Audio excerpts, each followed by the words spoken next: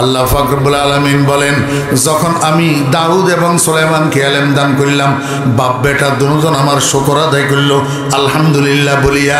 আরো কি বলল? আলহামদুলিল্লাহিল্লাযী ফাদ্দালানা আলা কাসীরিম মিন ইবাদিহিল মুমিনিন।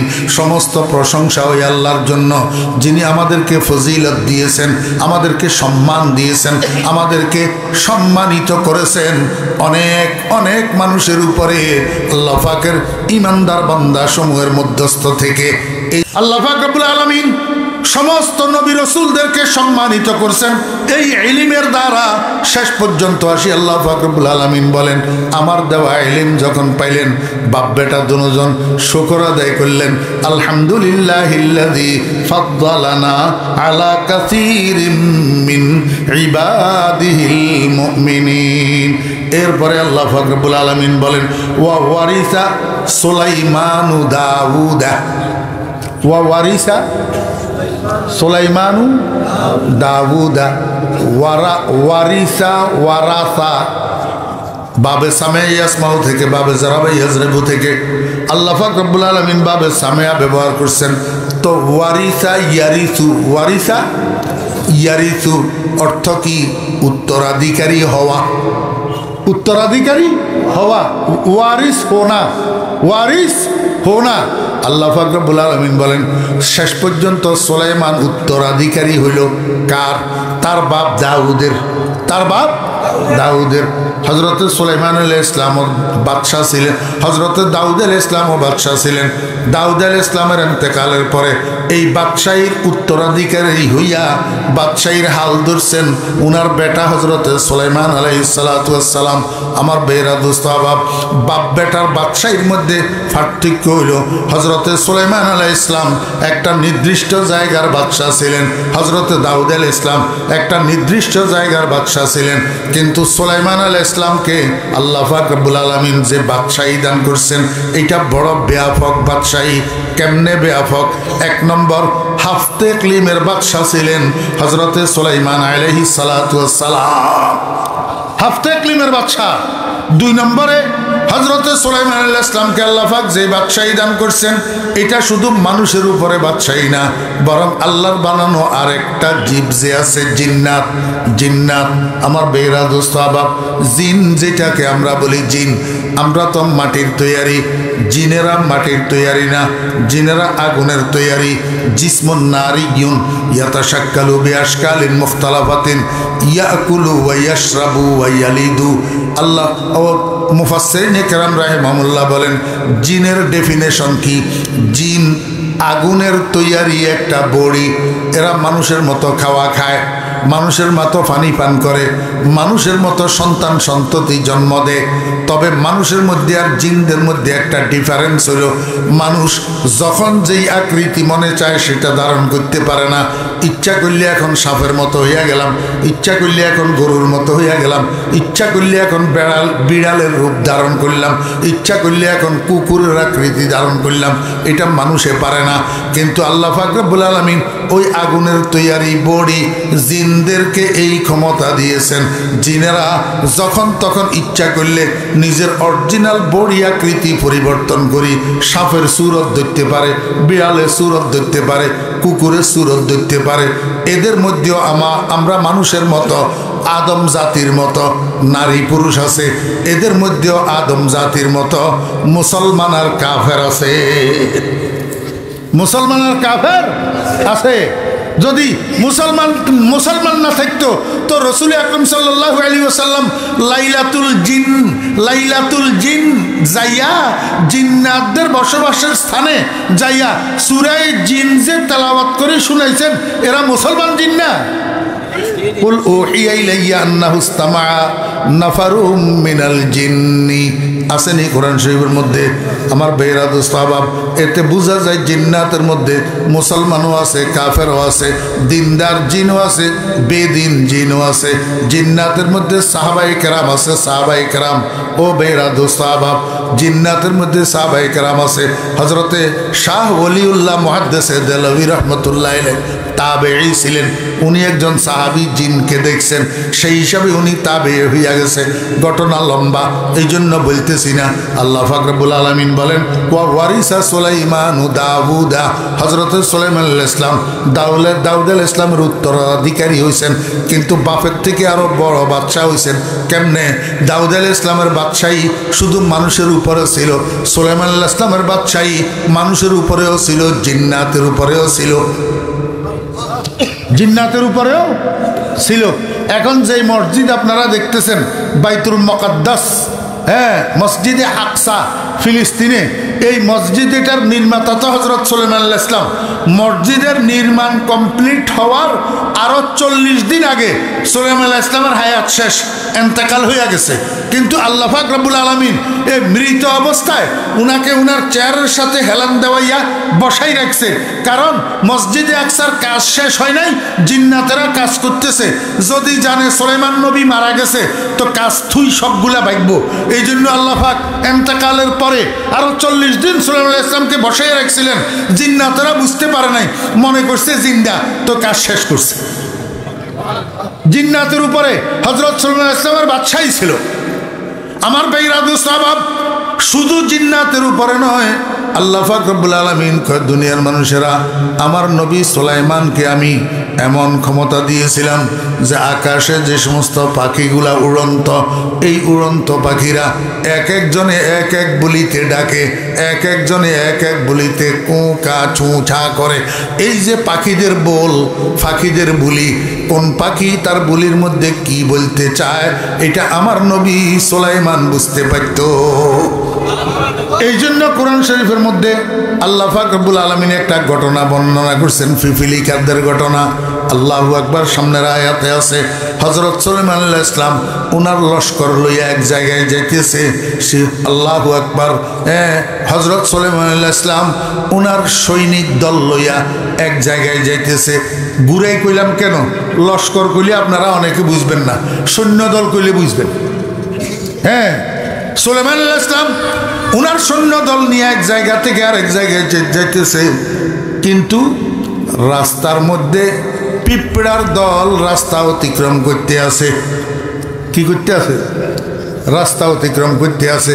দেখেন, পিঁপড়াদের মধ্যেও আবার সর্দার মাতাব্বর আছে, কিন্তু হ্যাঁ, বড় পিঁপড়া একটা থাকে, যখন রাস্তা অতিক্রম করে তখন একজন দলপতি থাকে। পিঁপড়ারা রাস্তা অতিক্রম করতেছে, এই সময়ের মধ্যে হযরত সুলাইমান আলাইহিস সালাম সৈন্য দল নিয়ে সেই দিকে আসতেছে। তো দলপতি বড় পিঁপড়া যেটা, এইটাই কয় ওয়াকালাত নামলাতুন ইয়া আইয়ুহান নামলু দুখুলু মাসাকিনাকুম লা ইয়াহতিমান্নাকুম সুলাইমান ওয়া জুনুদুহু ওয়া হুম লা ইয়াশউরুন। বড় পিঁপড়া এটাই কয়, ওই পিঁপড়া মিয়ারা, আমার জাতি ভাইয়েরা, তোমরা তাড়াতাড়ি রাস্তা থেকে সরো, নিজেদের গর্তের ভিতরে ঢুকো, আপন আপন বাসস্থানের মধ্যে ঢুকি আশ্রয় গ্রহণ করো। সুলাইমান নবী লাইলস্কর নিয়ে আসতেছে, তোমাদেরকে ফিসি ফেলবে, ফিসি একেবারে পায়ের নিচে দিয়া পদদলিত করে ফেলবে। কিন্তু একটা কথা হইল, পদদলিত যে করবে এই বিষয়টা তারা অবহিত হবে না, কারণ ওই সুলাইমান এবং সুলাইমানের লস্কর এরা তো মানব জাতি, বৃহৎ আকৃতির জাতি, তোমরা হইলে ক্ষুদ্র আকৃতির জাতি। তোমরা 2, 4, 10, 20টা 100টা 50টা একটা মানব জাতির পায়ের নিচে পড়লে তারা বুঝবেও না যে তোমরা পায়ের নিচে পড়তেছ, তাদের খবরও থাকবে না। অতএব কারণে তোমরা যে নিষ্পেষিত হইবা, সুলাইমান এবং সুলাইমানের সৈন্য দলের পায়ের নিচে পড়ি নিষ্পেষিত হইবা, এটা তাদের জন্য দোষের কিছু হবে না, কারণ তারা তো জানিয়া তোমাদেরকে নিষ্পেষিত করবে না, অজান্তে হইয়া যাইবা। আল্লাহ সুবহানাহু ওয়া তাআলা ইরশাদ করেন, ওয়ালাকাদ আতাইনা দাউদা ওয়া সুলাইমানা ইলমা, এবং নিশ্চয় নিশ্চয় আমি দিয়েছি আমার নবী দাউদকে এবং সুলাইমানকে ইলম। আপনারা জানেন কিনা আমি জানি না, দাউদ আলাইহিস সালাম এবং সুলাইমান আলাইহিস সালামের মধ্যে সম্পর্ক কি, এটা কি আপনারা জানেন? জি, ওনারা দুজন পিতা পুত্র, বাপ বেটা।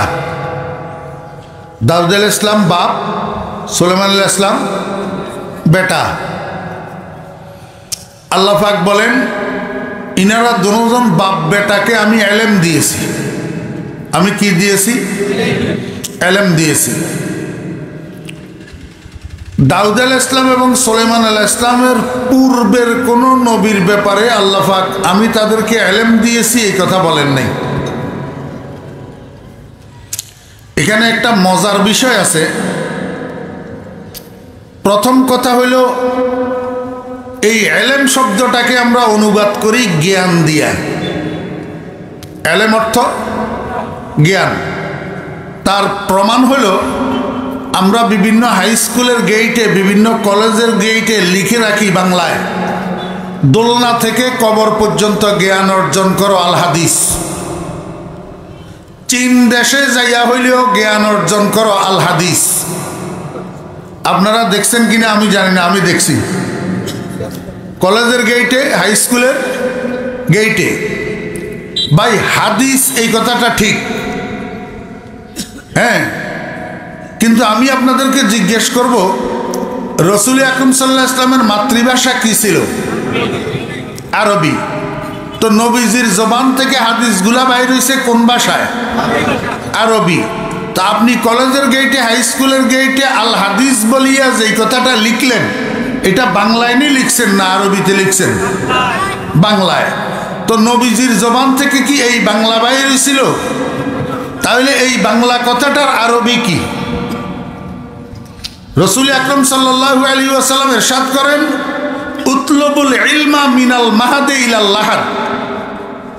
এটা হলো অরিজিনাল হাদিস। আর আপনারা যেটা লিখছেন আল হাদিস কইয়া, সেটা হলো এই হাদিসের বাংলা অনুবাদ। বাংলা অনুবাদ। তা এখন অনুবাদ লিখতে যাই আপনারা কি লিখলেন? দোলনা থেকে কবর পর্যন্ত জ্ঞান অর্জন করো।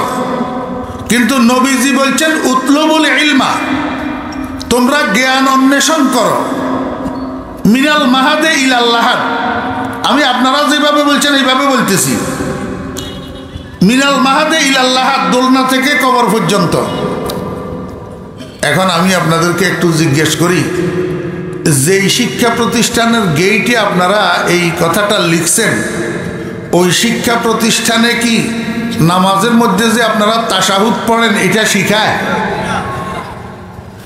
নামাজের মধ্যে যে দোয়ায়ে কুনুত পড়েন এটা শিখায়? জানাজার নামাজের মধ্যে যেই দোয়াটা পড়েন এটা কি ওই শিক্ষা প্রতিষ্ঠানে শিখায়? জি। এই শিক্ষা প্রতিষ্ঠানে কি গোসলের মধ্যে কয় ফরজ শিখায়? ওজুর মধ্যে কয় ফরজ শিখায়? নামাজের বাহিরে এবং ভিতরে কয় ফরজ শিখায়? নামাজের মধ্যে কি কি কারণে সাজদা ওয়াজিব হয় ওই শিক্ষা প্রতিষ্ঠানে কি এটা শিখায়? তাহলে কি শিখায়? শরীফ শরীফের গল্প। শরীফ শরীফের গল্প। এই শরীফ শরীফের গল্প সম্পর্কে কি আপনারা কিছু জানেন? ধারণা আছে? শরীফ একটা পুরুষ পোলা, সে মনে মনে ভাবছে যে আমি মেয়ে, আমি মেয়ে।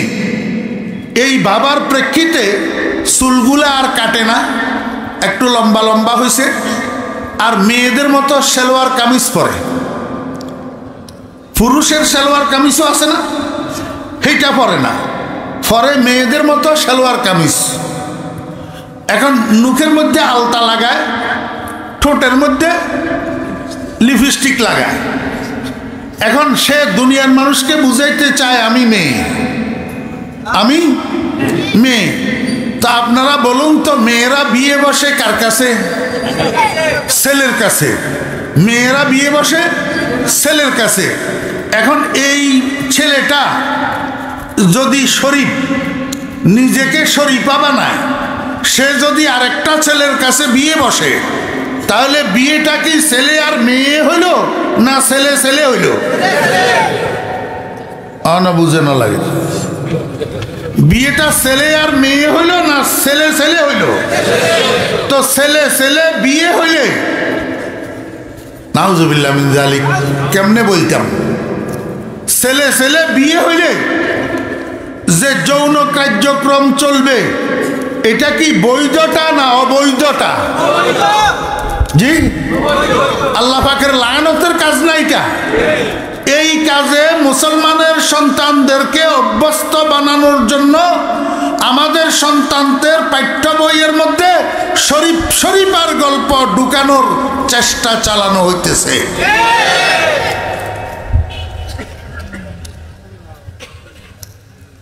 তাহলে যেই শিক্ষা প্রতিষ্ঠানের গেইটে আপনি লিখে দিলেন দোলনা থেকে কবর পর্যন্ত জ্ঞান অর্জন করো আল হাদিস, নবী কি এই জ্ঞান অর্জন করার জন্য বলছিলেন? শরীফার গল্পের জ্ঞান এইটা অর্জন করার জন্য নবীজি বলছিলেন না? নবীজি আল্লাহর কাছ থেকে এই জ্ঞান নিয়ে আসছেন। জি, তো তাহলে আপনি এলেম শব্দের অনুবাদ যে জ্ঞান দিয়া করবেন, কিভাবে করবেন? এই জন্য আমি বলবো এলেম শব্দের অনুবাদ নাই। এলেম শব্দের অনুবাদ এলেম, এলেম শব্দের অনুবাদ এলেম, এলেম শব্দের অনুবাদ নাই। আপনারা বলবেন হুজুর এলেম শব্দের অনুবাদ যদি এলেম হয় তাহলে এলেমও আরবি, অনুবাদও আরবি, আমরা তো বাংলাভাষী। আমি আপনাকে বলবো আপনার এই বাংলা ভাষার মধ্যে অনেক আরবি শব্দের বহুল প্রচলন হইয়া সেটা বাংলা ভাষার শব্দে পরিণত হয়েছে। এখন মানুষ সেটা কইলে বুঝে। একটা উদাহরণ আমি দিই। গজব চিনেননি? গজব কয় না তোর উপরে আল্লাহর গজব পড়ুক। এই গজবের বাংলা কি বলুন তো? অভিশাপ। এই গজবের বাংলা কি? অভিশাপ। গজব পড়া বাংলা হলো অভিশপ্ত। বাংলা অভিশপ্ত। আমি দাবি করি আপনাদেরকে বলতে পারি এখানে যে সমস্ত মুরব্বিয়ানে কেরাম আছেন, পুরাতন মুরব্বী, বয়স 70-এর উপরে, এই সমস্ত মুরব্বীরা যত সহজভাবে গজব শব্দটা বুঝে তত সহজভাবে অভিশপ্ত বুঝে না। এখন অভিশপ্ত শব্দটা বাংলা, গজব শব্দ আরবি, যদিও আরবি শব্দ, কিন্তু বাংলা ভাষার মধ্যে এরকম বহুল প্রচলন হয়েছে। এখন তোর উপরে গজব পড়ুক এই কথা কইলে কোনো মানুষে কয় না তুই কি বললি বুঝি নে। কোন মানুষে এরকম অনেক আরবি শব্দের প্রচলন। বাংলা ভাষা আসলে বাংলা ভাষাটা একটা মিশ্রিত ভাষা। বাংলা ভাষাটা একটা কি? মিশ্রিত ভাষা। বাংলা ভাষার মধ্যে ইংরেজি শব্দ আছে, বাংলা ভাষার মধ্যে ইংরেজি শব্দ আছে, বাংলা ভাষার মধ্যে উর্দু শব্দ আছে, বাংলা ভাষার মধ্যে ফার্সি শব্দ আছে। আপনারা যে বলেন আবহাওয়ার সংবাদ, আবহাওয়ার সংবাদ, এই আবহাওয়া শব্দটা কোন ভাষার শব্দ? ওই যে একজনকে ইংরেজি বলে।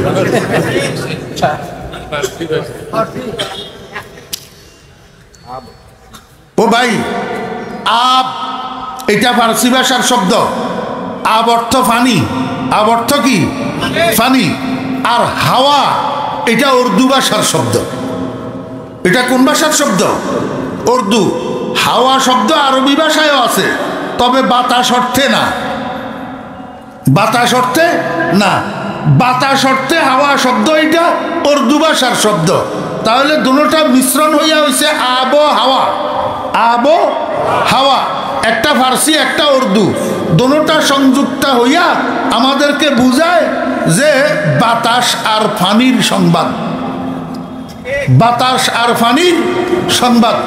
এখন এইটাকে মানে উর্দু, আরবি, ফার্সি এগুলাকে বাদ দেওয়ার জন্য এখন এইটাকে রূপান্তরিত করা হয়েছে, ট্রান্সলেশন করা হয়েছে জলবায়ু দ্বারা। কি দ্বারা?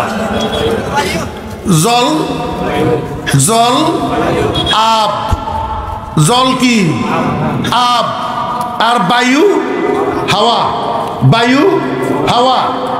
আব হাওয়া, জল বায়ু, জল বায়ু।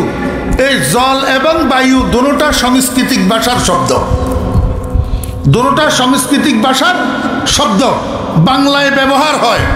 যদি সাংস্কৃতিক ভাষার শব্দ বাংলায় ব্যবহার করলে এত ভালো হয়, তাহলে ওই আবহাওয়া শব্দটাই কি দোষ করছে? এইটাও আরেক ভাষার শব্দ, এইটাও আরেক ভাষার শব্দ। এতদিন পর্যন্ত যেটা বুঝতে বুঝতে আমরা পুরান হইয়া গেলাম, সেইটা বাদ দিয়া এখন নতুন একটা আমদানি করার প্রয়োজন কি পড়লো? কথা বুঝাইতে পারি নাই। জি, সবচেয়ে বড় কথা হইল আব আব লিখতে দুইটা বর্ণ, একটা আলিফ আর একটা বা। দুইটা বর্ণ, একটা আলিফ আর একটা বা। হাওয়া লিখতে তিনটা বর্ণ, হা ওয়াও আলিফ। বুঝে থাকলে বলুন তো, এই বর্ণগুলা কোরআন শরীফের মধ্যে আছে না নাই?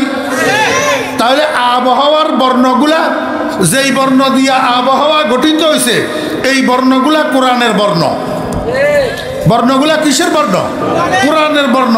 হয়ারিজ জল, জল এটা সাংস্কৃতিক ভাষার শব্দ, হিন্দুদের পরিভাষার শব্দ জল।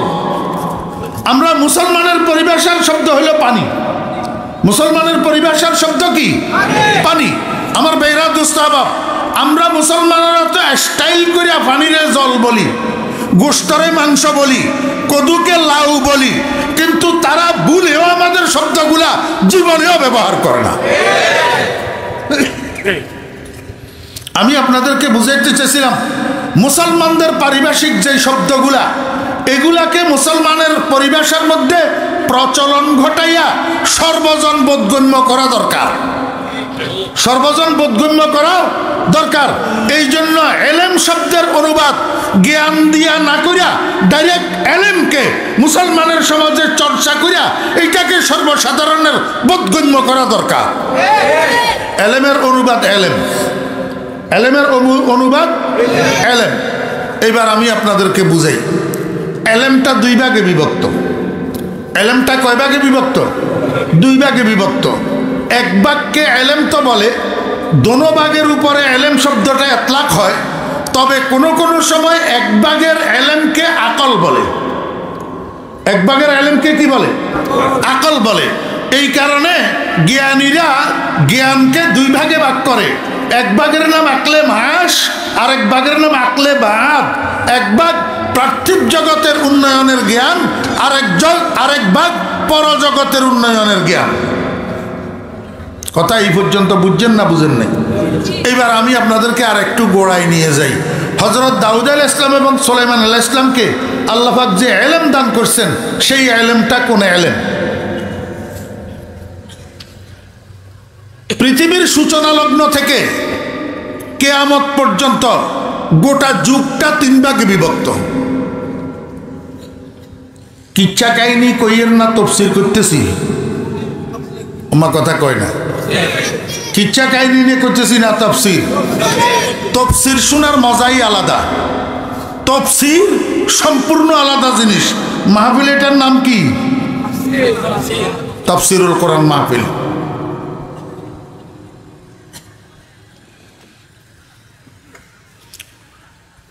পৃথিবীর সূচনা লগ্ন থেকে কিয়ামত পর্যন্ত গোটা যুগটা তিন ভাগে বিভক্ত। কয় ভাগ? এক ভাগের নাম জমানায়ে হিসিয়ত, আরেক ভাগের নাম জমানায়ে জজবাতিয়ত, আরেক ভাগের নাম জমানায়ে আকলিয়ত। মাদ্রাসার তালবারা নোট করলে ফায়দা হবে, জীবনভর তালাশ করিও পাইবা না যে হয়তো এমন তালবাও থাকতে পারে। পৃথিবীর সূচনা থেকে কিয়ামত পর্যন্ত গোটা যুগটা কয় ভাগে বিভক্ত? তিন ভাগ। এখন যে পরিভাষা আমি আপনাদের সামনে বললাম, এটা ইসলামী সায়েন্সের পরিভাষা। বাংলায় বুঝেন, বাংলায় জমানায়ে হিসিয়ত, অনুভূতির যুগ, অনুভূতির যুগ। জমানায়ে জজবাতিয়ত, অনুপ্রেরণার যুগ। জমানায়ে আকলিয়ত, জ্ঞান ও বিজ্ঞানের যুগ। এই পর্যন্ত কথা বুঝছেন আমার বেহরা দোস্ত আহবাব? আল্লাহ পাক পৃথিবীর শুরু লগ্নে যে কতগুলা মানুষ বানাইছিলেন, এই মানুষগুলা পার্থিব জীবন পরিচালনা করার জন্য তাদের হাতিয়ার ছিল শুধুমাত্র অনুভূতির মেশিনগুলা। অনুভূতির মেশিনগুলা। একজন মানুষের মধ্যে অনুভূতির মেশিন কয়টা জানেননি? হ্যাঁ, ইসলামী ফিলোসফির, ইসলামী দর্শনের পরিভাষায় এগুলাকে হাওয়াসে খামসা বলে, যেটাকে বাংলায় বলে পঞ্চ ইন্দ্রিয়। পঞ্চ ইন্দ্রিয়। একটা মানুষের কাছে অনুভূতির মেশিন 5টা। কয়টা? 5টা। 1 নম্বর চোখ, 2 নম্বর কান, 3 নম্বর নাক, 4 নম্বর জিহ্বা, 5 নম্বর ত্বক, চামড়া। এই 5টা হলো অনুভূতির মেশিন। কথা খুব মনোযোগ সহকারে শুনেন। মানুষ যে জ্ঞান অর্জন করে, এই জ্ঞানটা কিসের দ্বারায় অর্জন করে, কোথায় অর্জন করে, কিভাবে অর্জন করে? প্রত্যেকটা মানুষ জন্মগ্রহণের পর থেকে 5 বছর পর্যন্ত অজ্ঞ থাকে। 5 বছর পর্যন্ত কি থাকে? অজ্ঞ থাকে। কারণ তার জ্ঞান আহরণের মেশিনটা ইনঅ্যাক্টিভ থাকে, অ্যাক্টিভ থাকে না। আমার বেরা দোস্ত আহবাব, এই জ্ঞান আহরণের মেশিনটা মেমোরি কার্ড। কি মেমোরি কার্ড? একজন মানুষের শরীরের মধ্যে আল্লাহ পাক রব্বুল আলামিন জন্মের পর থেকে মেমোরি কার্ড বসাইয়া দেয়। এই মেমোরি কার্ড কি জানেন? মাথার ভিতরে যে মগজ থাকে, মগজ, এটা মেমোরি কার্ড। মগজ এটা কি? Memory card. এই মেমোরি কার্ডকে আল্লাহ পাক রব্বুল আলামিন 5 বছর পর্যন্ত সচল করে না।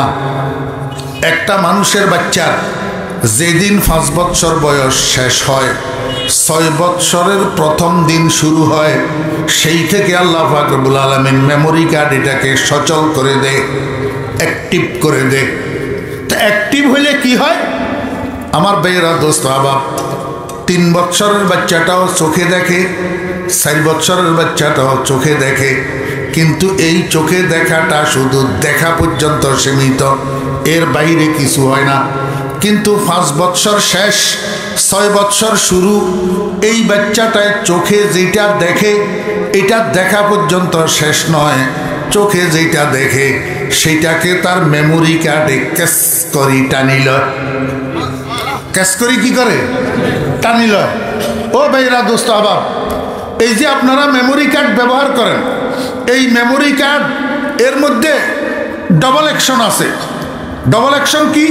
ক্যামেরা দিয়ে ছবি একটা ক্যাশ করছে, মেমোরি কার্ডের মধ্যে এটার আকসে সুরত আসি গেছে, আকসে সুরত। কিন্তু কিছুক্ষণ পরে তালাশ করলে ছবি এটা নাই মেমোরির মধ্যে। কারণটা কি? ছবি ক্যাশ করছে, আপনাকে দেখাইছে, শো করছে, কিন্তু এটা ডিলেট হয়ে গেছে, সেভ হয় নাই। কেন? আপনি সেভ করতে হবে। আপনি অথবা প্রাথমিক পর্যায়ে সেভ করার অপশনটাকে ওকে করে রাখতে হবে। তখন যাইয়া ক্যামেরা দিয়া যেই ছবি ক্যাচ করবেন সেটা মেমোরির মধ্যে সেভ হবে। এই সেভ হওয়া ছবিটা যতক্ষণ পর্যন্ত আপনি নিজে ডিলেট না করবেন ততক্ষণ পর্যন্ত এটা ডিলেট হবে না। আল্লাহ পাক রব্বুল আলামিন প্রত্যেকটা মানুষের মাথার মধ্যে মগজ নামে যে মেমোরি কার্ড বসাইছেন, এটার মধ্যে ডবল অ্যাকশন দিয়ে রাখছেন। কি ডবল অ্যাকশন? চোখে যেটা দেখে এটাকে ক্যাচ করে, কানে যেটা শুনে এটাকে ক্যাচ করে, নাক দিয়া যেটা ঘ্রাণ নেয় এটাকে ক্যাচ করে, জিহ্বার দ্বারা যেটা স্বাদ অস্বাদ উপলব্ধি করে এটাকে ক্যাচ করে। আমার বেহরা দোস্ত আহবাব, ত্বকের উপর কোনো একটা জিনিস পড়লে এটা ঠান্ডা না গরম, আরামদায়ক না ব্যথাদায়ক, এটাকে ক্যাচ করে। ক্যাচ করি এটাকে সাথে সাথে আবার সেভ করে। আমার বেহরা দোস্ত আহবাব, এই সেভ করার কারণে আল্লাহু আকবার, 7 বছর বয়সে আপনি আঙ্গুরা মোহাম্মদপুর থেকে আপনার বাবার হাত ধরিয়া ধরিয়া বৈরাগী বাজারে আসতেছেন পায়ে হাঁটি। ওই মাঝখানে উঁচা একটা ব্রিজ আছে, আরেক দিকে তাকাইয়া তাকাইয়া হাঁটার কারণে ব্রিজের কোনার সাথে উষ্টা খাইয়া আপনার নখটা উল্টে গেছিল। এই নখটা ফসিয়া শেষ পর্যন্ত নখটা চলে গেছে, ভিতর দিক থেকে নতুন আরেকটা নখ গজাইয়া উঠছে। আমার ভাইয়েরা, আব্বার হাত ধরিয়া ধরিয়া আসার সময় বৈরাগী বাজারে এই ঘটনাটা ঘটছিল। এরপরে 7 বছর বয়সের ঘটনা, আপনার বয়স হলো 70 বছর। আব্বা তো কবে মরি কবরে চলে গেছে, আব্বা তো আর দুনিয়াতে নাই। আপনি 70 বছর বয়সে সেই আঙ্গুরা মোহাম্মদপুর থেকে হাঁটিয়ে আবার বৈরাগী বাজারে আসতেছেন। ওই ব্রিজের গোড়ায় আসলে এই কথাটা আপনার মনে পড়ে, 7 বছর বয়সে এইখানে আমার নুকটা উল্টাইছিল। কেন মনে পড়ে, কেমনে মনে পড়ে? আহকামুল হাকিমিন রব্বুল আলামিন ওই আপনার মেমোরি কার্ডের মধ্যে ডবল অ্যাকশন দিয়ে রাখছে, এইটারে মেমোরি সেভ করছে। আল্লাহু আকবার। এই সেভ করার কারণে 70 বছর বয়সে এই ঘটনাটা আপনার মনে পড়ে। যদি মেমোরির মধ্যে সেভ না থাকতো তাহলে এই ঘটনা 70 বছর বয়সে আপনার মনে পড়তো না। কথা বুঝছেন না বুঝেন নাই? আমার ভাইয়েরা, দোস্ত আহবাব, আল্লাহু আকবার। এই মগজ, এটার ইসলামী সায়েন্সের পরিভাষার কয়েকটা নাম আছে। একটা নাম হলো কৌয়াতে মুদ্রেকা, একটা নাম কৌয়াতে মুদ্রেকা, একটা নাম কৌয়াতে আকেলা। সবগুলার মোটামুটি অর্থ হলো জ্ঞান আহরণের মেশিন, জ্ঞান আহরণের মেশিন। এখন এই মেশিনে জ্ঞান আহরণ করে কার মাধ্যমে? 5 জনের মাধ্যমে। এই 5 জনের নাম হাওয়াসে খামসা, অর্থাৎ পঞ্চ ইন্দ্রিয়, এহসাসের মেশিন, অনুভূতির মেশিন। পৃথিবীর সূচনা লগ্নে আল্লাহ যেই মানুষগুলা তৈরি করছিলেন, ওই মানুষগুলা পার্থিব জীবন পরিচালনা করার জন্য মাধ্যম ছিল এই 5টা ইন্দ্রিয়, হ্যাসের মেশিন, অনুভূতির মেশিন। এর বাহিরে আর কোনো মেশিন তাদের কাছে ছিল না। বুঝছেন না বুঝেন নাই? জি, দুনিয়ার জীবন পরিচালনা করার জন্য এই 5টা জিনিসের সাহায্য পাইত তারা। চোখে তাদেরকে সাহায্য করত, কানে তাদেরকে সাহায্য করত, আমার ভাইয়েরা নাকে সাহায্য করত, জিহ্বায় সাহায্য করত, ত্বকে সাহায্য করত। এইভাবে অনেক দিন চলতেছে। হাজার হাজার হাজার হাজার লক্ষ লক্ষ মানুষ এই পঞ্চ ইন্দ্রিয়ের সহযোগিতায় দুনিয়ার জীবনযাপন করে। কিছুদিন যাওয়ার পরে আল্লাহ পাক রব্বুল আলামিন দুনিয়ার মানুষদের পার্থিব জীবন পরিচালনার ক্ষেত্রে এই 5টা মেশিনের সাথে আরেকটা জিনিস যুক্ত করে দিয়েছেন। সেইটাকে বলা হয় জজবা। সেটাকে বলা হয় কি? জজবা। জজবার বাংলা কি বলেন তো আমার ভাইয়েরা, দোস্ত আহবাব? জজবার বাংলা হইল প্রেরণা, জজবার বাংলা হইল অনুপ্রেরণা। এখনের দুনিয়ার মানুষ, ওই সময়ের দুনিয়াতে যে মানুষগুলা জীবনযাপনরত ছিল, তারা পার্থিব জীবন পরিচালনা করার জন্য 6টা মেশিন ছিল, 6টা।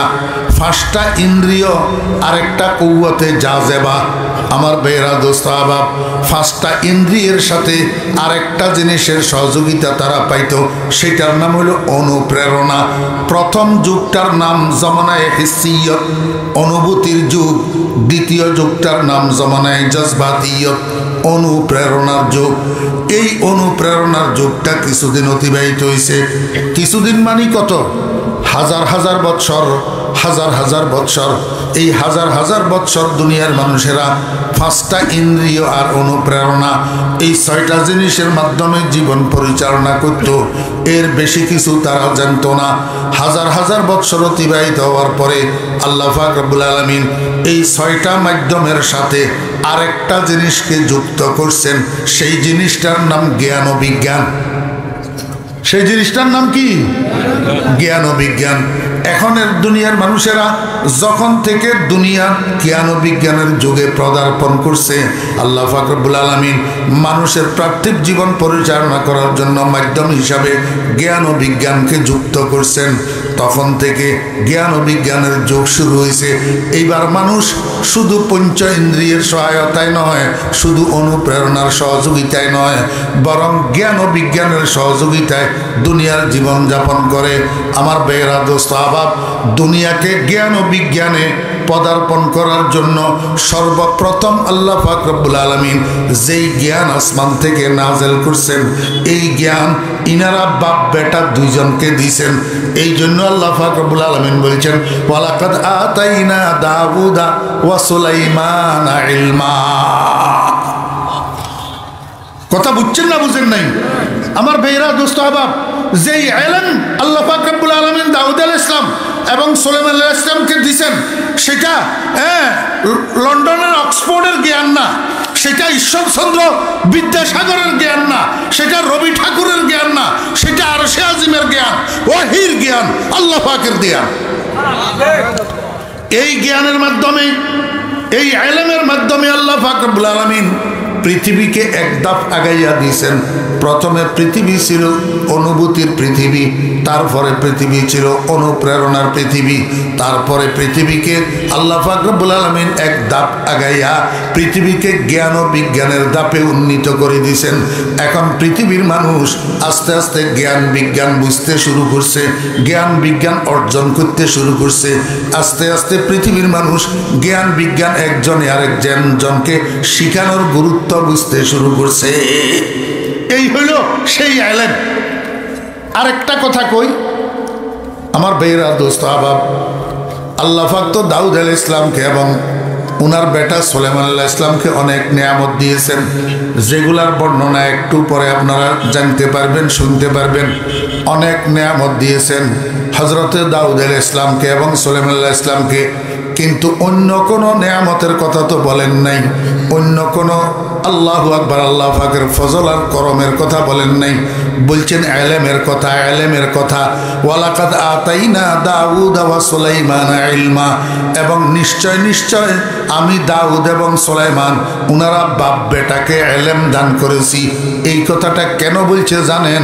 সারা দুনিয়ার মধ্যে মানুষের উপরে আল্লাহ পাকের যত অনুগ্রহ আছে, মানুষের উপরে আল্লাহ পাকের যত নিয়ামত আছে, মানুষের উপরে আল্লাহ পাকের যত রহমত আছে, সমস্ত নিয়ামতের থেকে, সমস্ত অনুগ্রহ থেকে, এমনকি দুনিয়ার মানুষ যেগুলাকে সম্পদ মনে করে, যেগুলাকে ধন মনে করে, আল্লাহ দুনিয়ার মানুষকে বুঝাইতে চায় দুনিয়ার মানুষেরা সমস্ত নিয়ামতের থেকে উত্তম নিয়ামত হলো ইলম, সমস্ত ধনের থেকে উত্তম ধন হইল ইলম, সমস্ত সম্পদের থেকে উত্তম সম্পদ হইল ইলম। ও দোস্ত আহবাবেরা, একজন আলেমের কাছে বিয়ানীবাজারে 2-4টা দোকান নাই, মাঠে 2-4 বিঘা জমিন নেই একজন আলেমের কাছে, কিন্তু উনি একজন শাইখুল হাদিস, উনি একজন মুহাদ্দিস, উনি একজন মুফতি। কোরআনে কারীমের আয়াতগুলার তরজমা বুঝে জানে, সেই অনুযায়ী আমল করতে পারে। আল্লাহ কয় দুনিয়ার মানুষেরা, সারা দুনিয়ার ধনী আল্লাহু আকবার কোটিপতিরা, শিল্পপতিরা যদি একত্রিত হইয়া যাও, ওই একজন আলেমের আঙ্গুলের সমান হইবে না। কারণ কি? সবচেয়ে মূল্যবান সম্পদ যেটা সেটা তার কাছে, সবচেয়ে মূল্যবান ধন যেটা সেটা তার কাছে, সবচেয়ে মূল্যবান নিয়ামত যেটা সেটা তার কাছে। তুমি ধনী হইতে পারো, তুমি শিল্পপতি হইতে পারো, তুমি কোটিপতি হইতে পারো, কিন্তু কোরআনের ইলম তোমার কাছে নাই। আর ইলমই হলো সর্বশ্রেষ্ঠ নিয়ামত, সর্বশ্রেষ্ঠ। এই কথাটা বোঝানোর জন্য আল্লাহ পাক রব্বুল আলামিন কোরআন শরীফের মধ্যে ইরশাদ করেছেন, ওয়ালাকাদ আতাইনা দাউদ ওয়া সুলাইমান ইলমা। আল্লাহু আকবার। মনোযোগ আসেনি? এখন দুজন যখন আল্লাহর পক্ষ থেকে এই নিয়ামতটা পাইল, কিসের নিয়ামত? ইলমের নিয়ামত। ও ভাই, আপনারা তো দুনিয়ার নিয়ামত পাইলে শুকর আদায় করেন, হ্যাঁ, এত বছর পর্যন্ত সন্তান হয় না, এখন আল্লাহ পাক একটা সন্তানের বাবা বানাইছে, আলহামদুলিল্লাহ। এত বছর পর্যন্ত গরিব ছিলাম, ছেলে একটা কোনো রকম লন্ডন যাইয়া, ইটালি যাইয়া, এখন বৈরাগী বাজারের বিলের ভিতরে জমিন কিনি তালাই ফেলতেছে, আলহামদুলিল্লাহ। বিয়ানীবাজারের দোকান 3টা নিতে পারছি, আলহামদুলিল্লাহ। আমার ফলাটা ইউনিয়ন পরিষদের মেম্বার নির্বাচন হয়েছে, পৌরসভার কমিশনার নির্বাচন হয়েছে, আলহামদুলিল্লাহ। এগুলা পাইলে আপনারা আলহামদুলিল্লাহ বলেন, কিন্তু উখরবী নিয়ামত যেগুলা, এই নিয়ামতগুলা প্রাপ্তির পরে আমরা আলহামদুলিল্লাহ বলি না। আমার ভাইয়েরা দোস্ত আহবাব, বৈরাগবাজার মাদ্রাসায় আপনার একটা ছেলেরে ভর্তি করাইছেন 3 বছর আগে। 3 বছর পড়ার পরে আপনার ছেলেটা হিফজ শেষ করছে, কোরআন শরীফ 30 পারা মুখস্থ করে শেষ করছে। যাইয়া আপনাকে বলছে, আব্বা আমি হিফজের সবক শেষ করছি, এখন আল্লাহর রহমতে আমি কোরআনে হাফেজ। তখন খুশিতে আপনি আটখানা হইয়া যাওয়ার দরকার ছিল, আপনার মুখ থেকে বাইরে হওয়ার দরকার ছিল আলহামদুলিল্লাহ। আমার ভাইরা দোস্ত আহবাব, আমাদের দেশে কোরআনের প্রতি মূল্যায়ন না ব্যক্তিগতভাবে আছে, না পারিবারিকভাবে আছে, না রাষ্ট্রীয়ভাবে আছে। একটা ছেলে 100, 110, 120, 130টা দেশের প্রতিযোগীর সাথে প্রতিযোগিতায় অংশ করে 1 নম্বর হইয়া বাংলাদেশ এয়ারপোর্টে আসে।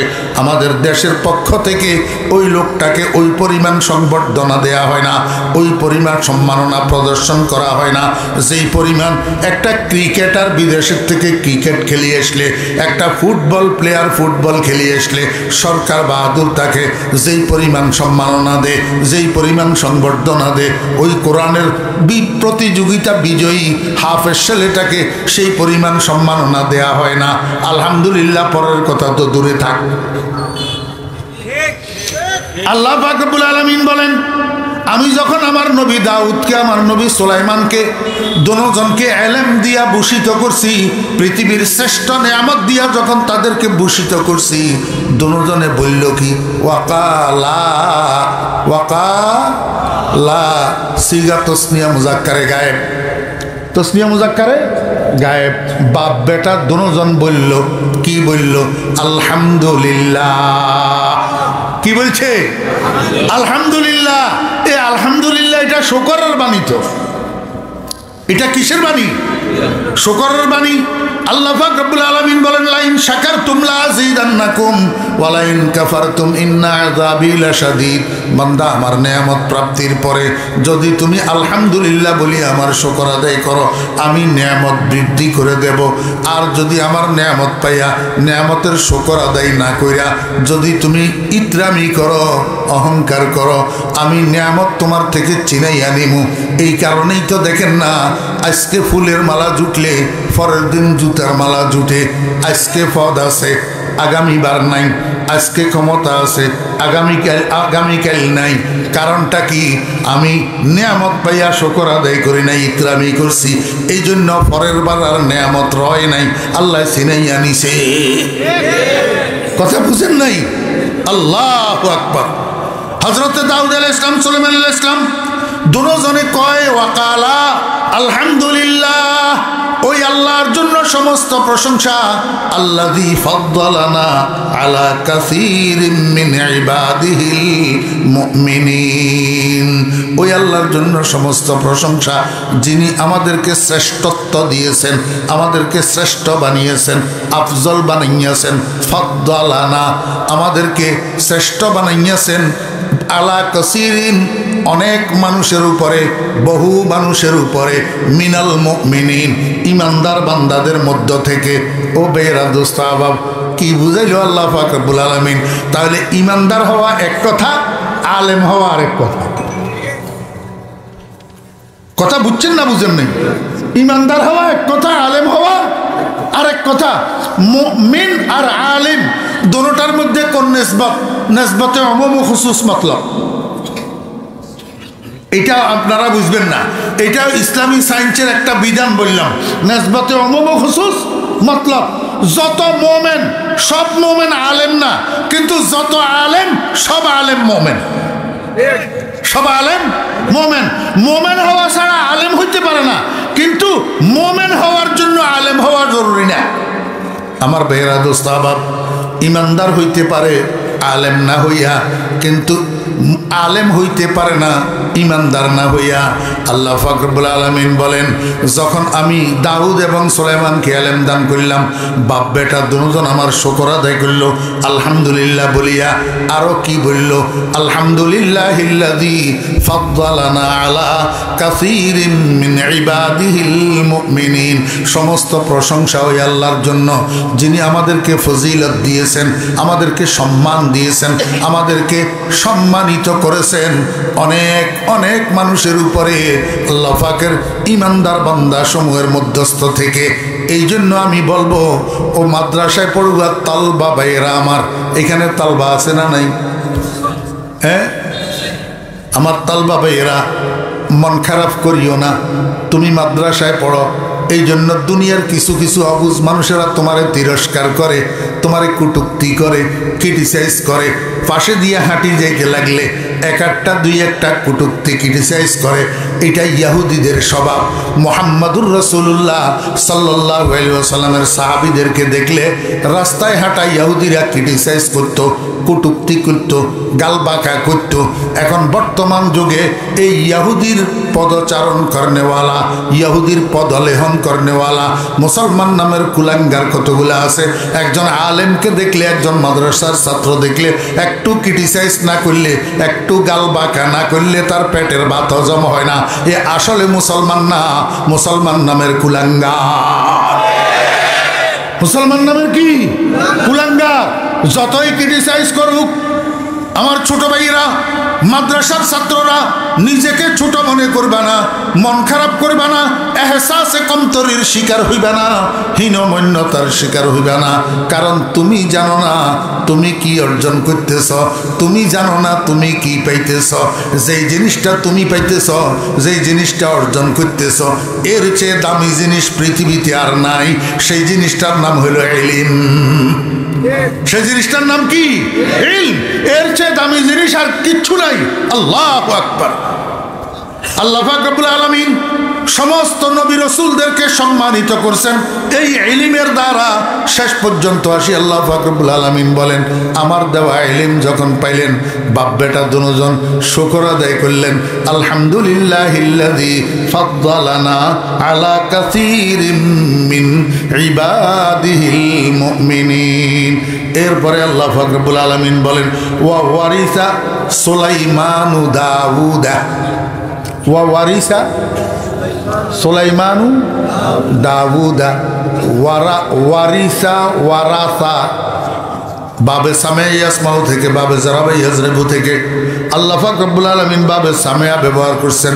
তো ওয়ারিসা ইয়ারিসু, ওয়ারিসা ইয়ারিসু অর্থ কি? উত্তরাধিকারী হওয়া, উত্তরাধিকারী হওয়া। ওয়ারিস হোনা, ওয়ারিস হোনা। আল্লাহ পাক রব্বুল আলামিন বলেন, শেষ পর্যন্ত সুলাইমান উত্তরাধিকারী হইল কার? তার বাপ দাউদের, তার বাপ দাউদের। হযরত সুলাইমান আলাইহিস সালাম বাদশাহ ছিলেন, হযরত দাউদ আলাইহিস সালাম বাদশাহ ছিলেন। দাউদ আলাইহিস সালামের ইন্তেকালের পরে এই বাদশাহীর উত্তরাধিকারী হইয়া বাদশাহীর হাল ধরছেন উনার বেটা হযরত সুলাইমান আলাইহিস সালাতু ওয়াস সালাম। আমার বেরা দোস্ত আবাব, বাপ বেটার বাদশাহীর মধ্যে পার্থক্য হইল, হযরত সুলাইমান আলাইহিস সালাম একটা নির্দিষ্ট জায়গার বাদশাহ ছিলেন, হযরত দাউদ আলাইহিস সালাম একটা নির্দিষ্ট জায়গার বাদশাহ ছিলেন। কিন্তু সুলাইমান আলাইহিস সালামকে আল্লাহ পাক রব্বুল আলামিন যে বাদশাহী দান করছেন, এটা বড় ব্যাপক বাদশাহী। কেমনে ব্যাপক?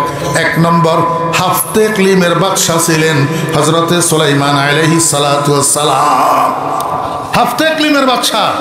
দুই নম্বরে হযরত সুলাইমান আলাইহিস সালামকে আল্লাহ পাক যে বাদশাহী দান করছেন, এটা শুধু মানুষের উপরে বাদশাহী না, বরং আল্লাহর বানানো আরেকটা জীব যে আছে, জিন্নাত। জিন্নাত আমার বেরা দোস্ত আবাব, জিন যেটাকে আমরা বলি জিন, আমরা তো মাটির তৈয়ারি, জিনেরা মাটির তৈয়ারি না, জিনেরা আগুনের তৈয়ারি। জিসমুন নারিয়ুন ইয়াতাশাক্কালু বিআশকালিন মুখতালাফাতিন ইয়াকুলু ওয়া ইয়াশরাবু ওয়া ইয়ালিদু। আল্লাহ ও মুফাসসিরিন কেরাম রাহিমাহুল্লাহ বলেন, জিনের ডেফিনেশন কি? জিন আগুনের তৈয়ারি একটা বড়ি। এরা মানুষের মতো খাওয়া খায়, মানুষের মতো পানি পান করে, মানুষের মতো সন্তান সন্ততি জন্ম দেয়। তবে মানুষের মধ্যে আর জিনদের মধ্যে একটা ডিফারেন্স হলো, মানুষ যখন যেই আকৃতি মনে চায় সেটা ধারণ করতে পারে না। ইচ্ছা করলে এখন সাপের মতো হইয়া গেলাম, ইচ্ছা করলে এখন গরুর মতো হইয়া গেলাম, ইচ্ছা করলে এখন বিড়ালের রূপ ধারণ করলাম, ইচ্ছা করলে এখন কুকুরের আকৃতি ধারণ করলাম। এটা মানুষে পারে না। কিন্তু আল্লাহ পাক রব্বুল আলামিন ওই আগুনের তৈয়ারি বড়ি জিনদেরকে এই ক্ষমতা দিয়েছেন। জিনেরা যখন তখন ইচ্ছা করলে নিজের অরিজিনাল বডি আকৃতি পরিবর্তন করি, সাপের সুরত ধরতে পারে, বিড়ালের সুরত ধরতে পারে, কুকুরের সুরত ধরতে পারে। এদের মধ্যেও আমরা মানুষের মতো আদম জাতির মতো নারী পুরুষ আছে, এদের মধ্যেও আদম জাতির মতো মুসলমান আর কাফের আছে, মুসলমান আর কাফের আছে। যদি মুসলমান না থাকতো তো রাসূল আকরাম সাল্লাল্লাহু আলাইহি ওয়াসাল্লাম লাইলাতুল জিন যাইয়া জিন্নাতদের বসবাসের স্থানে যাইয়া সূরা জিন যে তেলাওয়াত করে শুনাইছেন, এরা মুসলমান জিন না? কুল উহিয়া ইলাইয়া আন্নাহু ইসতামা নাফারুম মিনাল জিন্নি, আসেনি কোরআন শরীফের মধ্যে? আমার বেরা দোস্ত আহবাব, এতে বোঝা যায় জিন্নাতের মধ্যে মুসলমানও আছে, কাফেরও আছে, দিনদার জিনও আছে, বেদিন জিনও আছে। জিন্নাতের মধ্যে সাহাবায়ে কেরাম আছে, সাহাবায়ে কেরাম। ও বেরা দোস্ত আহবাব, জিন্নাতের মধ্যে সাহাবায়ে কেরাম আছে। হযরতে শাহ ওলিউল্লাহ মুহাদ্দিসে দেলভী রাহমাতুল্লাহ আলাইহি তাবেঈ ছিলেন। উনি একজন সাহাবী জিনকে দেখছেন, সেই হিসাবে উনি তাবেঈ হইয়া গেছে। ঘটনা লম্বা, এই জন্য বলতেছি না। আল্লাহ পাক রব্বুল আলামিন বলেন, ওয়া ওয়ারিসা সুলাইমানু দাউদা, হযরত সুলাইমান আলাইহিস সালাম দাউদ আলাইহিস সালামের উত্তরাধিকারী হইছেন, কিন্তু বাপের থেকে আরো বড় বাদশা হইছেন। কেমনে? দাউদ আলাইহিস সালামের বাদশাহী শুধু মানুষের উপরে ছিল, সুলাইমান আলাইহিস সালামের বাদশাহী মানুষের উপরেও ছিল, জিন্নাতের উপরেও ছিল, জিন্নাতের উপরেও ছিল। এখন যেই মসজিদ আপনারা দেখতেছেন বাইতুল মুকাদ্দাস, হ্যাঁ, মসজিদে আকসা ফিলিস্তিনে, এই মসজিদটার নির্মাতা তো হযরত সুলাইমান আলাইহিস সালাম। মসজিদের নির্মাণ কমপ্লিট হওয়ার আরো 40 দিন আগে সুলাইমান আলাইহিস সালামের হায়াত শেষ, ইন্তেকাল হয়ে গেছে। কিন্তু আল্লাহ পাক রব্বুল আলামিন এই মৃত অবস্থায় উনাকে উনার চেয়ারের সাথে হেলান দেওয়াইয়া বসাই রাখছে, কারণ মসজিদে আকসার কাজ শেষ হয় নাই, জিন্নাতেরা কাজ করতেছে। যদি জানে সুলাইমান নবী মারা গেছে তো কাজ থুই সবগুলা ভাগবো। এই জন্য আল্লাহ পাক ইন্তেকালের পরে আরো 40 দিন সুলাইমান আলাইহিস সালামকে বসাই রাখছিলেন। জিন্নাতেরা বুঝতে পারে নাই, মনে করছে জিন্দা, তো কাজ শেষ করছে। জিন্নাতের উপরে হযরত সুলাইমান আলাইহিস সালামের বাদশাহী ছিল।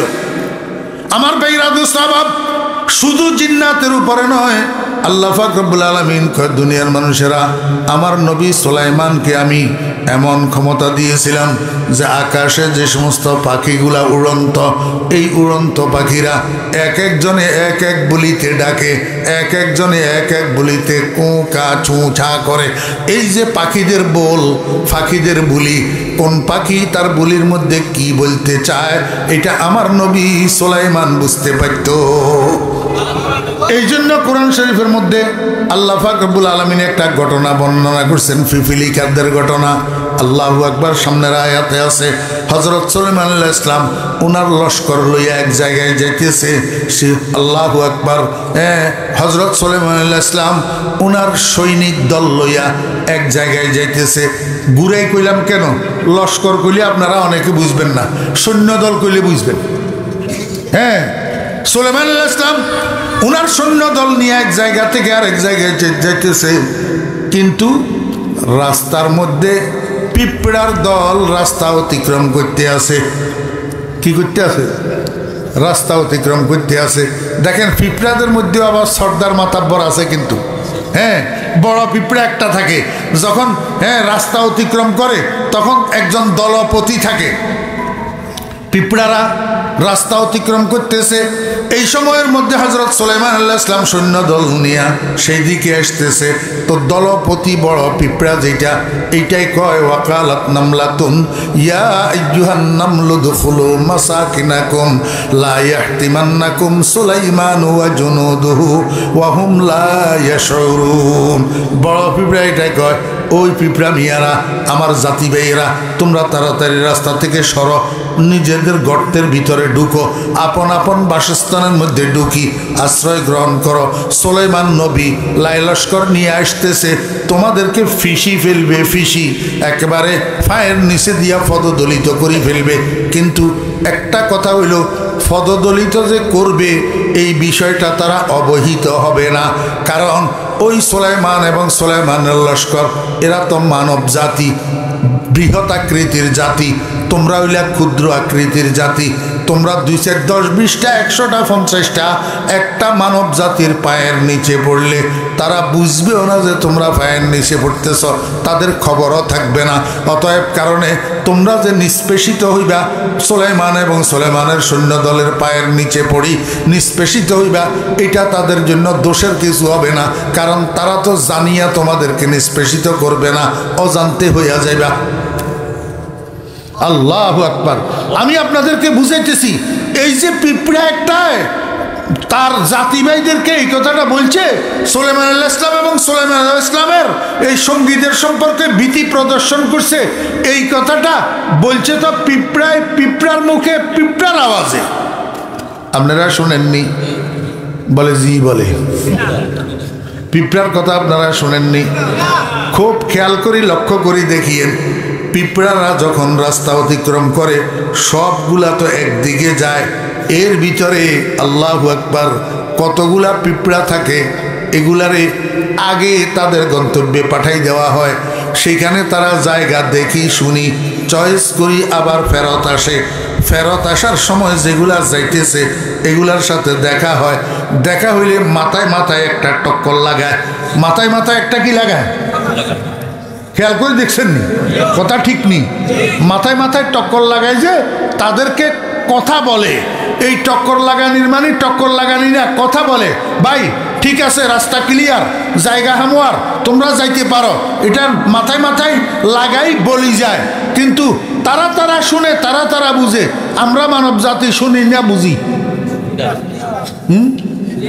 কিন্তু হযরত সুলাইমান আলাইহিস সালাম তো ওই দলপতি পিঁপড়ায় যে বাকি পিঁপড়াদেরকে বলল, এই কথাটা সুলাইমান আলাইহিস সালাম শুনছে।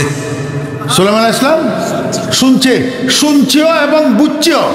বুঝার পরে এবার ওই পিঁপড়াটারে ডাক দিয়েছে, কয় এই বেটা এদিকে, তুই আমার সম্পর্কে পিঁপড়াদেরকে ভয় লাগাইলি কেন? আমি কি জালেম নাকি? আমি তোদেরকে নিষ্পেষিত করব কেন? তুই এই কথা কেন বললি? পিঁপড়ায় কয়, বাদশাহ হুজুর আপনি ফরের কথাটা শোনেন নাই। কয় হিটা কি? আমি যে কইলাম ওয়াহুম লা ইয়াশউরুন, ওয়াহুম লা ইয়াশউরুন বলছি যে আপনি এই কথাটা শোনেন নাই। আমি আপনাদেরকে বুঝাইতে চেয়েছিলাম সুলাইমান আলাইহিস সালামকে আল্লাহ পাক এমন এক বাদশাহী দান করছেন, যেই বাদশাহী আদম সন্তানদের উপরেও চলে, জিন্নাতের উপরেও চলতো, এবং এই উড়ন্ত যে সমস্ত পাখি, যে সমস্ত জীব, যেগুলার মাত, যেগুলার বল অন্যরা বুঝতো না, সুলাইমান আলাইহিস সালামকে সেটাও বুঝার আল্লাহ পাক রব্বুল আলামিন জ্ঞান দান করছিলেন। ওয়ারিসা সুলাইমান দাউদা قال يا أيها الناس علمنا منطق الطير وأوتينا من كل شيء إن هذا لهو الفضل المبين। হযরত দাউদ আলাইহিস সালামের ওয়ারিস হইয়া, অর্থাৎ বাপ মারা যাওয়ার পরে কি বলেন, বাপ জিন্দা থাকতে ছেলে ওয়ারিস হয়নি। ওয়ারিস হয় কোন সময়? বাপ মারা যাওয়ার পরে। দাউদ আলাইহিস সালাম যখন মারা গেছে, সুলাইমান আলাইহিস সালাম ওয়ারিস হইছে। ওয়ারিস হইয়া সুলাইমান আলাইহিস সালাম দুনিয়ার মানুষকে সম্বোধন করি কয়, ইয়া আইয়ুহান নাস, ও দুনিয়ার মানুষেরা, উল্লিমনা মানতিকাত তাইর, আমাকে আল্লাহ পাক রব্বুল আলামিন আকাশে উড়ন্ত পাখিগুলার বল বুঝার জ্ঞান দিয়েছেন। বল বুঝার জ্ঞান দিয়েছেন। উল্লিমনা, আমাকে জ্ঞান দেওয়া হয়েছে। কিসের জ্ঞান? মানতিকাত তাইর, আয় ফাহামা মানতিকিত তাইর, আকাশের উড়ন্ত পাখিগুলার কথা বুঝার যোগ্যতার জ্ঞান আল্লাহ পাক রব্বুল আলামিন আমাকে দিয়েছেন। ওয়া উতিনা মিন কুল্লি শাই। মনোযোগ আসেনি? পাখিদের মাত বুঝার জ্ঞান, এটা একটা স্পেশাল। এটা কি স্পেশাল? তো স্পেশালের কারণে নিয়মতান্ত্রিক রেগুলার যে জিনিসগুলা দরকার সেগুলো আল্লাহ পাক আমাকে দেয় নাই। কওয়াউতিনা মিন কুল্লি শাই, রেগুলার যেই জিনিসগুলা একজন মানুষ আল্লাহর পক্ষ থেকে পায়, যে সমস্ত নেয়ামত, যে সমস্ত সম্পদ, আল্লাহু আকবার, আল্লাহ পাক রব্বুল আলামিন একজন বাদশাহ হিসাবে আমাকে যত সরঞ্জাম দেওয়ার দরকার, যত সামান দেওয়া দরকার, এগুলা তো সব দিছে ওই স্পেশাল একটা নিয়ামত দান করছে মানতিকাত তাইর, পাখিদের বল বুঝার এলেম আল্লাহ পাক আমাকে দিয়েছেন। আল্লাহ পাক হযরতে সুলাইমান আলাইহিস সালাম বলেন ইন্না হাযা লাহুয়াল ফাযলুল মুবিন। সুলাইমান আলাইহিস সালাম বলেন এই যে আল্লাহ আমাকে এত কিছু দিল এগুলা সব আমার যোগ্যতা বলে নয়। মনোযোগ আছে নি? জি। এখন তো আমরা একটু জ্ঞান অর্জন করতে পারলে নিজের যোগ্যতা বলে মনে করি, ক্ষমতা একটা পাইলে নিজের যোগ্যতা বলে মনে করি, টাকা পয়সা কিছুর মালিক হইতে পারলে নিজের যোগ্যতা বলে মনে করি। আসলে না, এই দুনিয়ার মধ্যে আমরা যত নিয়ামত ভোগ করতেছি, আল্লাহ পাকের যত বকশিস পাইতেছি, ফজল পাইতেছি, এগুলা কোনোটা নিজের যোগ্যতা বলে নয়। হযরতে সুলাইমান আলাইহিস সালাম এটার স্বীকারোক্তি দিলেন, যেটাকে আল্লাহ পাক নকল করতেছেন, ইন্না হাযা লাহুয়াল ফাযলুল মুবিন। নিশ্চয় এই সমস্ত নিয়ামত, এই সমূহ নিয়ামত আল্লাহ পাকের সুস্পষ্ট দান, সুস্পষ্ট গিফট ছাড়া আর কিছু না। এটা আল্লাহ পাকের কি গিফট, আল্লাহ পাকের দান। আল্লাহ পাক আমাকে দয়া করে মেহেরবানি করে দান করছেন, আমি এটার জন্য উপযুক্ত না। ভাই, হযরত সুলাইমান আলাইহিস সালাম যিনি বিশ্বের ভিতরে সর্বপ্রথম জ্ঞান ও বিজ্ঞানের সূচনাকারী, জ্ঞান ও বিজ্ঞানের আবিষ্কারক, যার মাধ্যমে আল্লাহ পাক পৃথিবীর মানুষকে জ্ঞান ও বিজ্ঞানের দিকে ধাবিত করছেন, জ্ঞান ও বিজ্ঞানের দিকে পৃথিবীর মানুষকে পদার্পণ করেছেন, সেই সুলাইমান আলাইহিস সালাম যদি এত বড় তাওয়াজু এখতিয়ার করতে পারে, আমরা কি সাতানি? আমরা কিসের এলেমের অহংকার করি? আমরা কিসের জ্ঞানের অহংকার করি? আমরা কিসের সার্টিফিকেটের অহংকার করি? নাউযুবিল্লাহি মিন যালিক। সারা দুনিয়ার জ্ঞানীদেরকে হযরত সুলাইমান আলাইহিস সালাম বিনয় শিক্ষা দিতেছেন, নম্রতা শিক্ষা দিতেছেন, অহংকার মুক্ত করা শিখাইতেছেন। ইন্না হাযা লাহুয়াল ফাযলুল মুবিন।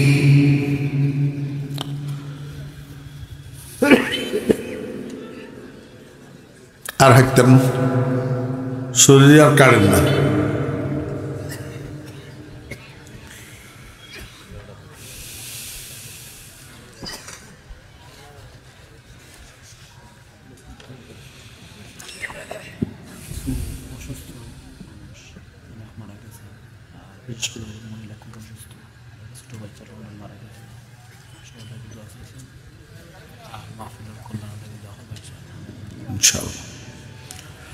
درود شريف فإن اللهم صل على محمد وعلى آل محمد كما صليت على إبراهيم وعلى آل إبراهيم إنك حميد مجيد اللهم بارك على محمد وعلى آل محمد كما باركت على إبراهيم وعلى آل إبراهيم إنك حميد مجيد বলেন। সম্মানিত উপস্থিতি, আমাদের 2 দিনব্যাপী এই মাহফিল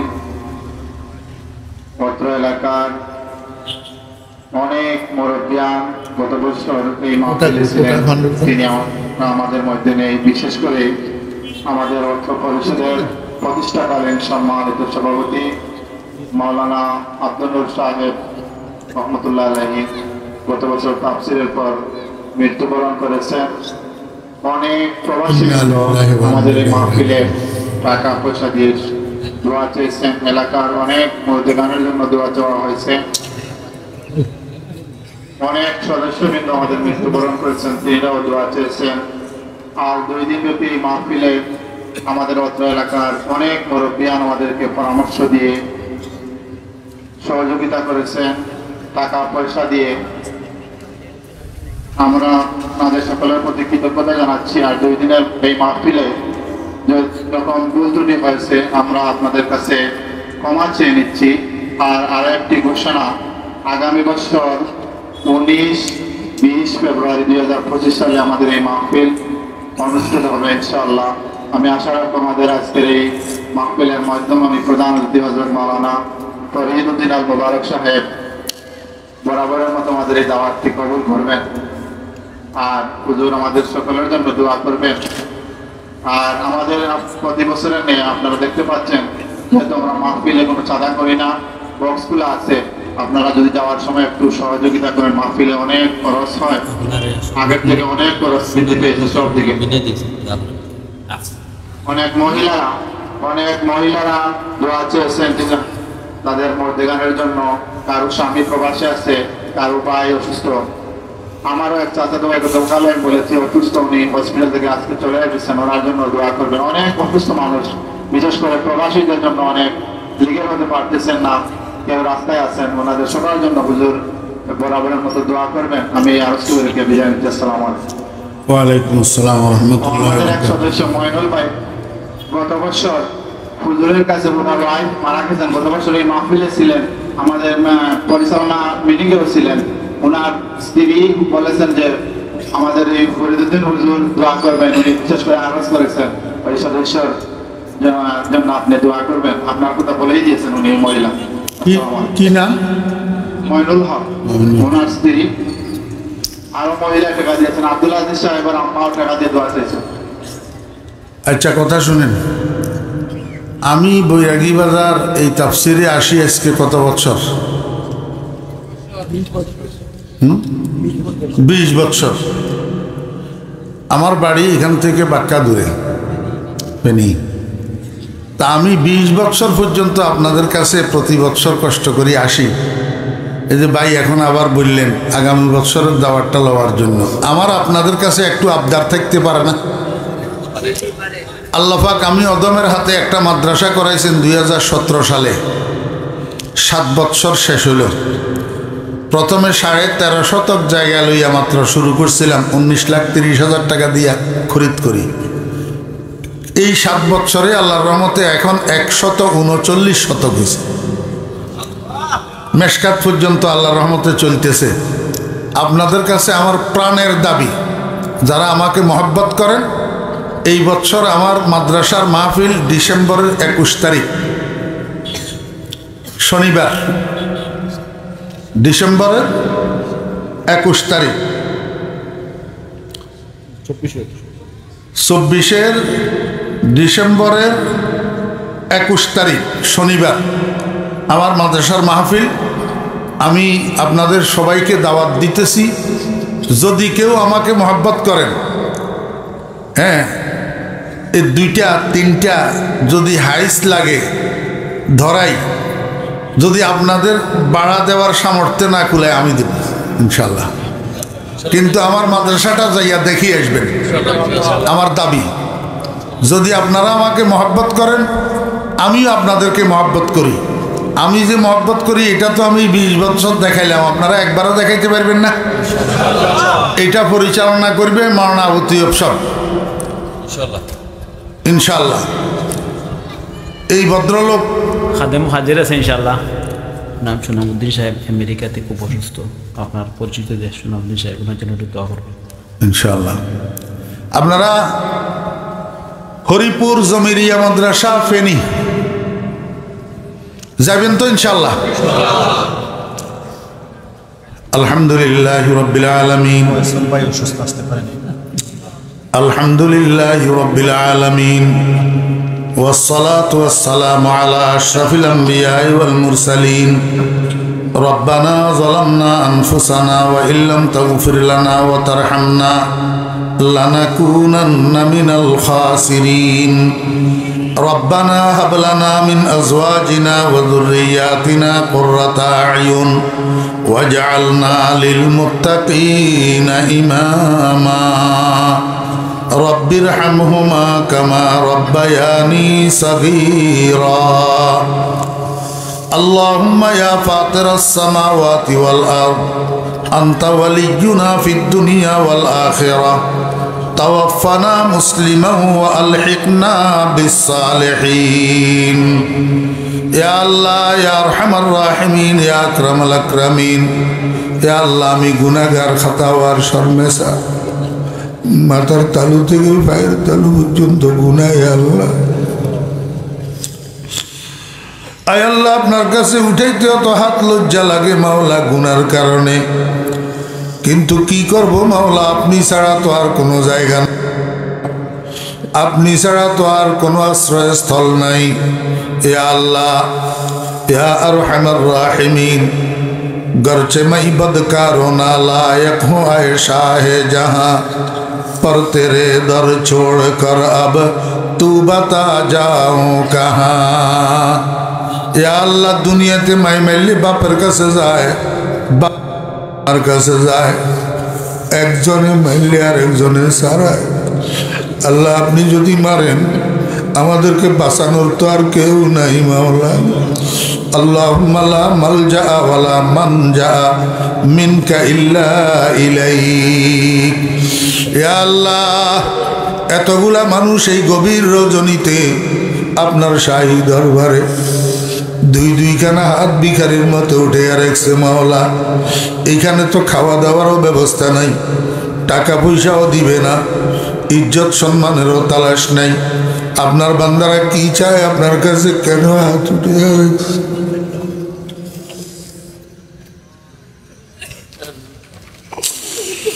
ইয়া আল্লাহ আমরা মাগফিরাতের ভিখারি মাওলা। আয় আল্লাহ মাগফিরাতের ভিখারি আল্লাহ। আল্লাহ নফসের ধোকায় শয়তানের ধোকায় গুনাহ থেকে বাঁচতে পারি না। দয়া করি মেহরবানি করি আমাদেরকে মাগফিরাত ভিক্ষা দেন।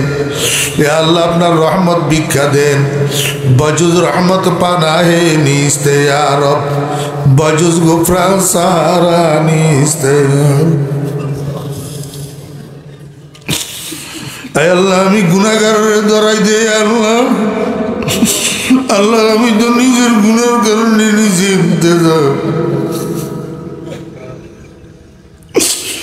আমার কারণে এত বড় মাহফিলটারে আপনি মাহরুম করিয়েন না আল্লাহ। আয় আল্লাহ এখানে ওলামাই কেরাম আছেন, মাশায়েখে আযম আছেন, মুরব্বিয়ানে কেরাম আছেন, আল্লাহ তালেবে ইলম ভাইরা আছেন, মাসুম বেগুনা বাচ্চারা হাত উঠেছে। আল্লাহ কারো না কারো উসিলায় আমাদেরকে মাফ করে দেন না আল্লাহ, মাফ করে দেন না আল্লাহ, মাফ করে দেন না আল্লাহ। এই মাহফিল থেকে আমাদেরকে নবজাতের মতো নিষ্পাপ বানাইয়া ঘরে পৌঁছানে আল্লাহ। আমাদের মেহেরবান আব্বা আম্মাকে মাফ করে দেন, দাদা দাদি নানা নানি শ্বশুর শাশুড়ি উস্তাদ মুর্শিদ পূর্বপুরুষ বংশধর মুরব্বীদেরকে মাফ করে দেন ইয়া আল্লাহ। ইয়া আল্লাহ ইয়া আরহামার রাহিমিন। ইয়া আল্লাহ এই মাহফিলের সাথে সম্পর্ক রাখি, এই মাহফিলকে মহব্বত করি, এই মাহফিলের জন্য সাহায্য সহযোগিতা করি, এই মাহফিলের জন্য মেহনত করি। আজকে কত মানুষ কবরে শুয়ে গেছে মাওলা, আল্লাহ ওনাদের কবরকে বেহেশতের বাগান বানাইয়ে আল্লাহ। আর কিছু না করুক, এই মাহফিলের শ্রোতা হইয়া মাহফিলের সংখ্যা বাড়াইছে মাওলা। এমন মানুষগুলো যারা কবরে আছে তাদের কবরের আযাবগুলা মাফ করে দেন, কবরগুলাকে জান্নাতের বাগান বানাইয়া দেন ইয়া আল্লাহ।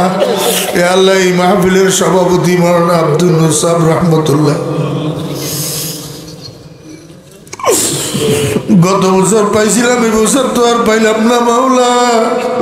আল্লাহ হুজুরের কবরকে জান্নাতুল ফেরদাউসের টুকরা বানাইয়া দেন আল্লাহ, নূরের রহমতে ভরপুর করে দেন ইয়া আল্লাহ ইয়া আরহামার রাহিমিন।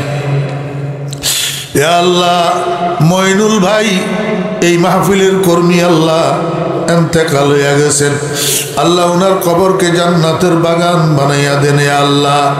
ইয়া আল্লাহ ফয়সালের শাফা দান করেন আল্লাহ। ইয়া আল্লাহ এই মানুষগুলো আমি নালায়েকের মহব্বত করি আল্লাহ, আমার কাছে তো দেওয়ার মতো কিছু নাই আল্লাহ। আল্লাহ ফয়সালের সেহতে কামেলা আজলা ইনায়েত ফরমান, আল্লাহ হায়াতের মধ্যে বরকত দান করেন আল্লাহ। মঈনুল ভাইয়ের কবরকে বেহেশতের বাগান বানাই দেন ইয়া আল্লাহ। আরো যত ভাইয়েরা আমেরিকা থেকে দোয়া চাইছেন, দেশের থেকে বিদেশের থেকে, আল্লাহ সকলের নেক কামনা বাসনা পূরণ করে দেন, মাকাসেদে হাসানা পূরণ করে দেন। যারা অসুস্থ আছে শেফা দান করেন, যারা ইন্তেকাল করছেন কবরকে নূরের রহমতে ভরপুর করে দেন ইয়া আল্লাহ ইয়া আরহামার রাহিমিন ইয়া আকরামাল আকরামিন। যেই মহিলাটাই দোয়া চাইছে আল্লাহ আল্লাহ কি উদ্দেশ্যে দোয়া চাইছে আপনার জানা আছে, আয় আল্লাহ নেক উদ্দেশ্য পূরণ করে দেন। যদি কোনো মুর্দার জন্য দোয়া চেয়ে থাকে আল্লাহ ওই মুর্দার কবরকে জান্নাতের বাগান বানাইয়া দেন। ইয়া আল্লাহ ইয়া আরহামার রাহিমিন, এই মাহফিলকে কবুল ফরমান। ইয়া আল্লাহ, ইয়া আল্লাহ 2 দিনের মাহফিলকে কবুল ফরমান। ইয়া আল্লাহ এই মাহফিলকে সংশ্লিষ্ট সকলের হেদায়েতের এবং নাজাতের উসিলা করে দেন। আল্লাহ বলনেওয়ালা, শুননেওয়ালা, আয়োজনকারী, সাহায্যকারী, আয় আল্লাহ সবার মনের নেক বাসনা পূরণ করে দেন, সবার হেদায়েতের এবং নাজাতের জরিয়া বানাইয়া দেন। আল্লাহ মাইকের আওয়াজ চতুর্দিকে যতটুক যায় সমস্ত কবরস্থানগুলির মুর্দেগানের কবরের আযাব মাফ করে দেন। ইয়া আল্লাহ এই মাহফিলের উসিলায় বৈরাগী বাজারের উপরে রহমত নাজিল ফরমান। ইয়া আল্লাহ সমস্ত ব্যবসায়ী ভাইদের ব্যবসার মধ্যে বরকত দান করেন। ইয়া আল্লাহ, ইয়া আল্লাহ এই বাজারটাকে আসমানি জমিনি বলা মুসিবত থেকে, বিপদ আপদের থেকে হেফাজত করেন। ইয়া আল্লাহ বৈরাগী বাজার মাদ্রাসারে কবুল ফরমান। ইয়া আল্লাহ, আল্লাহ দিন দুগুনি রাত চৌগুনি তরক্কি দান করেন। ইয়া আল্লাহ, ইয়া আল্লাহ মাদ্রাসার সমস্ত জরুরত গায়েবের থেকে আসানির সহিত পুরা করে দেন। ইয়া আল্লাহ, ইয়া আল্লাহ ইত্তেহাদুল মুসলিমিন পরিষদকে কবুল ফরমান। ইয়া আল্লাহ, ইয়া আল্লাহ ইত্তেহাদুল মুসলিমিনের সকল সদস্যদেরকে কবুল ফরমান। আল্লাহ উনাদের কাজে কর্মে বরকত দান করেন। ইয়া আল্লাহ ঈমান আমলে বরকত দান করেন। আল্লাহ হায়াতের মধ্যে বরকত দান করেন।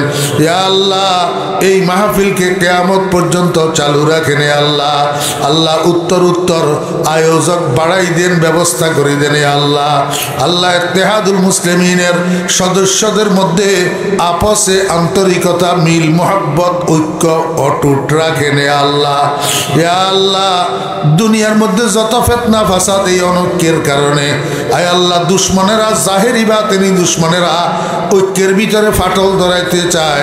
আল্লাহ ইত্তেহাদুল মুসলিমিনের সদস্যদের ঐক্যকে আপনি আল্লাহ বহাল রাখেন। মাওলা আয় আল্লাহ দুশ্মনের মুখ কালা করি দেন। ইয়া আল্লাহ, ইয়া আল্লাহ ইয়া আরহামার রাহিমিন, ইয়া আকরামাল আকরামিন, আখেরি ফরিয়াদ মাওলা, ফাইকলে ফল ঝরে যায়, মুখের দাড়ি সাদা, মাথার চুল সাদা, আল্লাহ সঙ্গী সাথীরা একের পর এক চলে যেতেছে। মাওলা কোন সময় টাকা সে তো জানি না। আল্লাহ দুনিয়াদারি চাই না মাওলা, ইমানের মৃত্যুটা ভিক্ষা চাই মাওলা। বেঈমান করে দুনিয়ার থেকে নিয়ে যাই না আল্লাহ। গুনাহ তো করতেছি, মগর বেঈমান করি আমাদেরকে নিলে আপনার তো কোনো লাভ নেই। আল্লাহ জীবনের কোনো একটা আল্লাহ টুটা ফাটা আমলকে হইলেও উসিলা করি আমাদের মৌতটা ইমানের মৌত করিয়ে নে আল্লাহ। আল্লাহ মৌতের সময় মুখে কালিমে তৈয়বাটারে জপ বানাইয়া দিয়ে নে আল্লাহ। আল্লাহ শেষ কথা দুনিয়ার থেকে কালিমাই তৈয়বাটা পাঠ করি যেন যাইতে পারি আল্লাহ আপনি তৌফিক দান করিয়ে নে আল্লাহ। ইয়া আল্লাহ ইয়া আরহামার রাহিমিন, ইয়া আকরামাল আকরামিন, আপনার হাবিবের সদকা দোয়া দরখাস্ত কবুল ফরমান।